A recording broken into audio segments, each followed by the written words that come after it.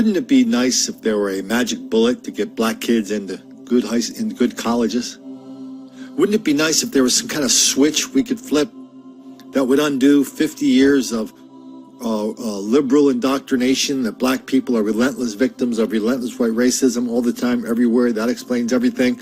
And wouldn't it be nice if we could undo the damage that has done? Well, it would be. But instead, what we get is high schools like that school in Washington, D.C. Remember that school we did in Washington, D.C. last year, Ballou High School? The principal promised at the beginning of the year that all of his children were going to go to college. And at the end of the year, it was a national celebration for Ballou High School in Washington, D.C., because sure enough, all those kids went to college. NPR, to its credit, to its heartache, to its heartbreak, to its internal shame, probably, they did a story on it afterwards saying, oh yeah, no, this is a big hoax. It's a big fraud. The kids got into college with doctored transcripts. Everything about it was phony.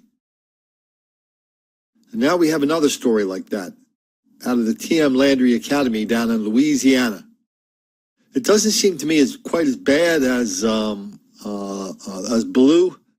I mean, here's the crazy part of the story you're about to see about it. First of all, the college is all about, this high school is all about getting black kids into college, pure and simple. But here's the thing. You can get somebody into a college, that's, and they know how to do it, which is A, doctor the transcripts to show the kids have a much stronger academic record than they really do. And B, make sure when you tell your story in your personal essay, make sure you turn the faucet on, get the violins rolling. Remind everybody that you too are a relentless victim of relentless white racism all the time, everywhere. That explains everything. And, you'd be a great addition to their campus. So that's the game they're playing down at T.M. Landry.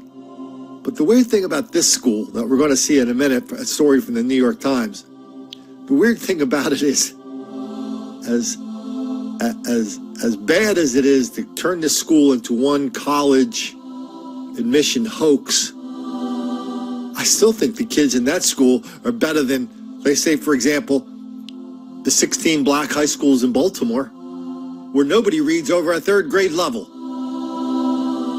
And violence, and mayhem, and chaos are the orders of the day. Let me know. A high school student in front of a laptop, surrounded by classmates, dressed in college gear. A moment of suspense, and then... It was a scene repeated over and over again. Students from one Louisiana private school opening acceptance letters from their dream colleges. The videos often went viral. This one, of a 16-year-old student getting accepted to Harvard, racked up over 8 million views. But there was more to the story. Students told us many of their college applications included false information provided by their school's administrators. And the cheers in these videos covered up an ugly reality of abuse and intimidation at T.M. Landry College Prep. Abusing emotionally, physically, we realized, okay, something's not right. Everything is wrong with T.M. Landry. 16-year-old Megan Malveaux is a former student. There was this little kid, he was probably about 7 or 8, and he was acting up in class. Mr. Mike, he had took the kid by the neck and picked him up and body slammed him on the table. Mr. Mike is Michael Landry. He and his wife Tracy founded the school. It costs up to $725 a month to attend and received national attention for its 100% college acceptance rate. In various TV interviews, they pitched a message of hope and hard work. We're changing society. We're giving hope. Go big or go home. The Landrys denied falsifying transcripts in college applications and any allegations of abuse. But they do maintain that physical punishments are doled out because they love their students and treat them like family. The Landrys told the story of young black kids from a working-class community who overcame systemic barriers to achieve success. Doesn't matter who you are, doesn't matter where you've been in life, you can do it. And the videos were crucial in promoting that message. parents say they had no idea what was going on. All the videos, I was excited for all the kids because they're kids. Little black kids like us can go to Harvard, Yale. I mean, the good talking he did made you realize, well, your kid needs to go to that school. If you want the best for your kid, you need to send them to T.M. Landry. You know, you speak anybody in Louisiana, they're telling you. When the cameras were off, students say they were pitted against each other, interrogated and humiliated. Students say they were also physically punished. Sometimes they would be forced to kneel on rocks, rice, or hot concrete for hours. I remember the first time I was put on my knees was because he gave me a test and I failed it. A New York Times investigation found that behind the scenes, the Landrys filled out transcripts incorrectly to reflect classes the kids say they never took and grades they never earned. My transcript was messed up because he messed up my birthday, because apparently I was born the year my mom was. He put classes that I never even took, like chemistry. Students told the Times that the Landrys told them to lie on their college applications about growing up in households marked by poverty, crime, and drug addiction. If they refused, they say the Landrys threatened to do it for them. A look back reveals clues about Michael Landry's temperament, like in this recent pitch that became a passionate outburst. What's wrong with that issue? Excuse me, ma'am. But this was a rare glimpse at his frightening tone. The Landrys produced a steady stream of promotional material, painting a positive picture of an unconventional school. T.M. Landry is a no-frills school. No classrooms, no walls, no books. Teachers without certifications, classes with no teachers at all. After the acceptance videos started gaining traction in 2016, press from around the country started showing up at their door. Walking around campus, we saw that weird Landry style.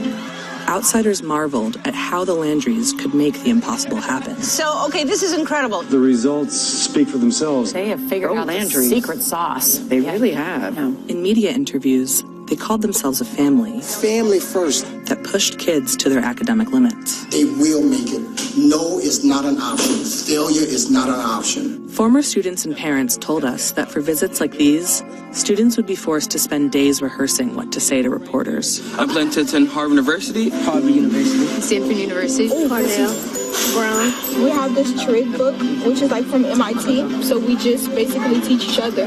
For the high school students, there was a singular focus, practicing for the ACT. For younger kids, a loose and insufficient curriculum that has left many grade levels behind. When their methods were questioned, the Landrys were quick to dismiss any suspicions. Some of them sound a little brainwashed. When it's a black kid and it's strictly education, something's wrong with that kid. The reason why I never said nothing was because I was scared, because they were getting all this attention from news channels. They were in articles. I was so brainwashed, and I was thinking, he can't do no wrong. But as you can see, since I'm sitting here, I was all wrong. Now, many in the T.M. Landry community say they feel swindled out of time, money, and ironically, an education. So you look at these kids, I mean, they're kids. They are kids. They're kids. I understand that. And these kids, with, just the way they talk and the way they dress, they might have something going for them. They might have something in front of them they can actually grab onto and take them through life. But if you put somebody in a place where they don't belong, they're going to fail there. I mean, let's say, for example, somebody created a law that said Colin Flaherty must have a spot on any professional basketball team that he wants to go to. Okay, I'd say, hey, great, I'll go. How long would it?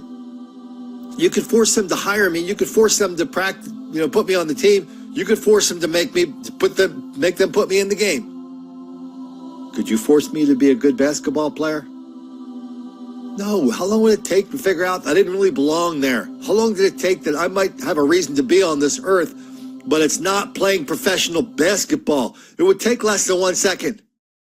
Please, sir, I want some more. So I wish these kids well. I mean, they want to, you know, at least, you know, I swear it's crazy. As bad as this school is, as bad as the fraud they're perpetrating on their students and on these colleges is, that's the game the colleges are telling all the kids to play. If you're black, we really want you. Just give me something. Just give me a reason to admit you. Just give me some sob story. Tell me how much your life sucks. Conform to my liberal attitude that black people are relentless victims of white racism and they cannot make it in this world without the assistance of a bunch of liberals on a college admissions board. That's the message. That's the game everybody's playing. Play it every day. And people like Michelle Obama, they get admitted into Princeton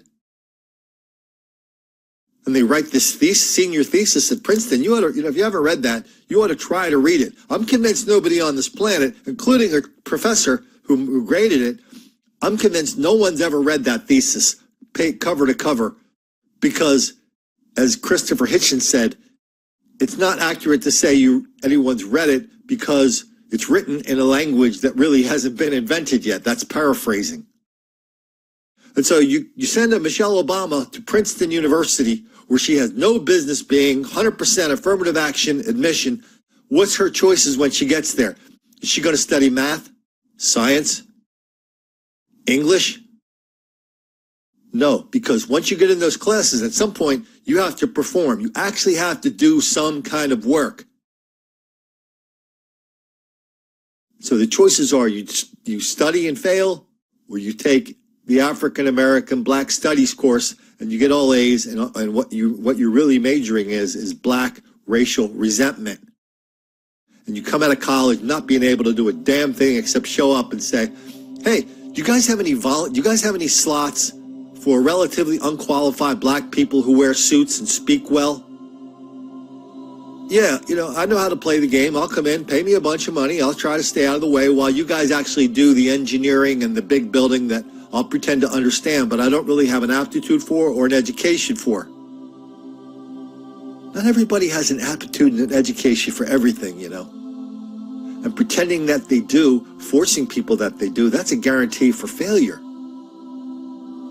And at some point, people who are force-fed into that system, into these high schools, into these colleges, at some point they're going to look back and say, man, I know it all sounded good, but this didn't really do me any good. That's the point where lots of black kids get angry.